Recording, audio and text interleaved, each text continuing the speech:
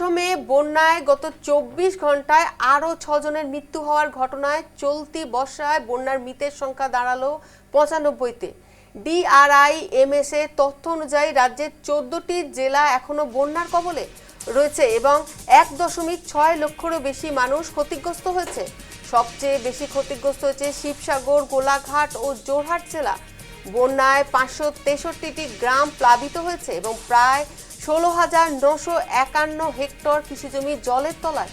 পাশাপাশি ৭টি বাঁধ ভেঙে যাওয়া, একটি ইস্পাত সেতু ও একটি ফুটব্রিজ ক্ষতিগ্রস্ত হওয়ার পরিস্থিতি আরও জটিল হয়েছে।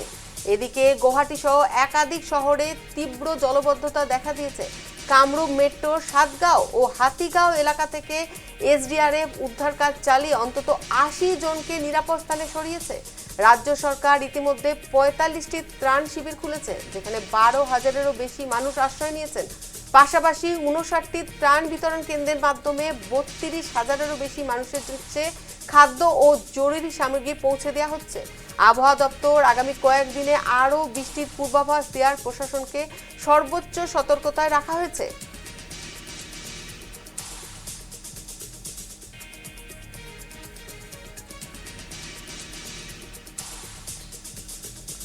অসমে বন্যায় গত ২৪ ঘন্টায় আরও ৬ জনের মৃত্যু হওয়ায় চলতি বর্ষায় বন্যায় মৃতের সংখ্যা দাঁড়ালো ৯৫-তে। DRIMS এর তথ্য অনুযায়ী রাজ্যের ১৪টি জেলা এখনো বন্যার কবলে রয়েছে এবং ১.৬ লক্ষেরও বেশি মানুষ ক্ষতিগ্রস্ত হয়েছে। সবচেয়ে বেশি ক্ষতিগ্রস্ত হয়েছে শিবসাগর, গোলাঘাট ও যোরহাট জেলা। বন্যায় ৫৬৩টি গ্রাম প্লাবিত হয়েছে এবং প্রায় ১৬,৯৫১ হেক্টর কৃষিজমি জলের তলায়। পাশাপাশি ৭টি বাঁধ ভেঙে যাওয়া, একটি ইস্পাত সেতু ও একটি ফুটব্রিজ ক্ষতিগ্রস্ত হওয়ায় পরিস্থিতি আরও জটিল হয়েছে।